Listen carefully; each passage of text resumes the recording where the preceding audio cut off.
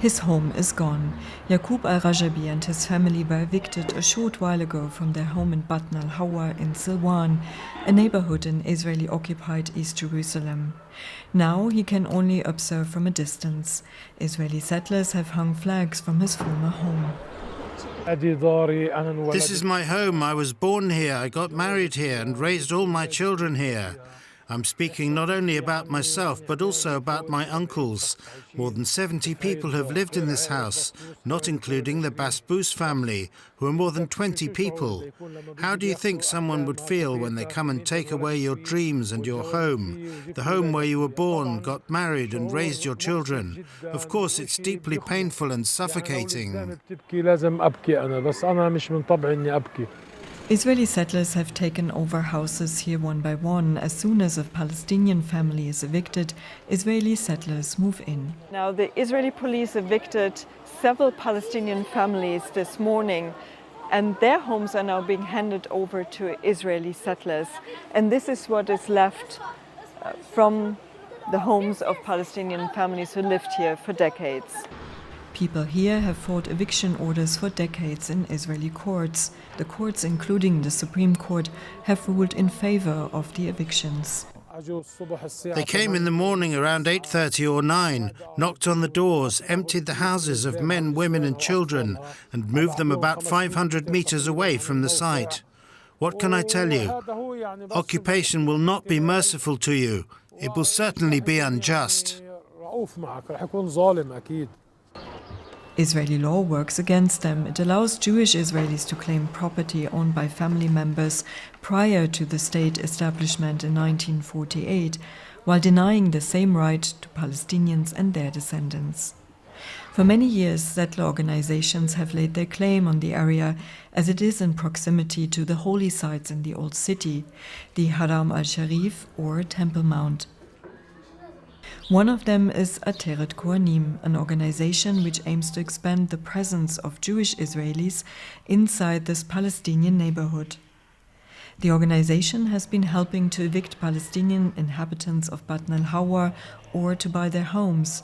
This is based on a claim that parts of the land belonged to a 19th century Jewish Yemenite trust whose community members had to leave in the 1930s.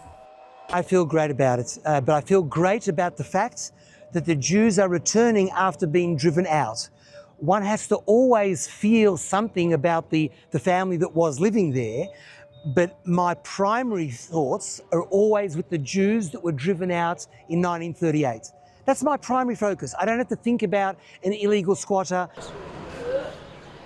And Palestinians here are not just facing evictions, they're also facing demolitions. For years, Silwan has been targeted by settler groups backed by government policies. Now, not only are Palestinians evicted from their homes, but what we are seeing here in the Al-Bustan area, there are also widespread demolitions. And what used to be a pathway just going from there, here through the neighborhood, is no longer here.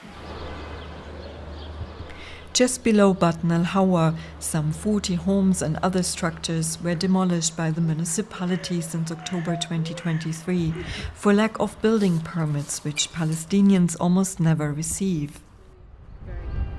The city is very much influenced by both voices within City Hall and in the city and in the government that want to give preference to planning that will benefit settlers in East Jerusalem, and they're less concerned with seeing to the needs of the Palestinian population, which has actually grown faster since 1967 than the Israeli Jewish population.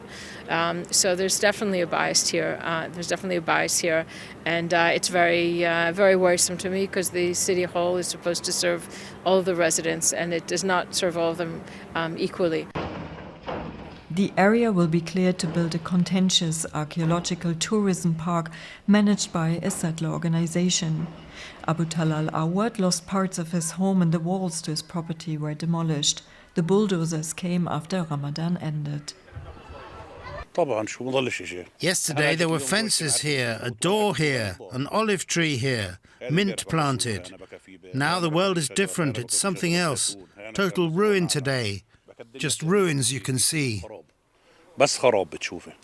Affordable housing in occupied East Jerusalem is rare and options few. According to the United Nations, over 200 Palestinian households in East Jerusalem face eviction cases filed against them in Israeli courts, mostly by settlers. Palestinians here fear they will be driven out of their city.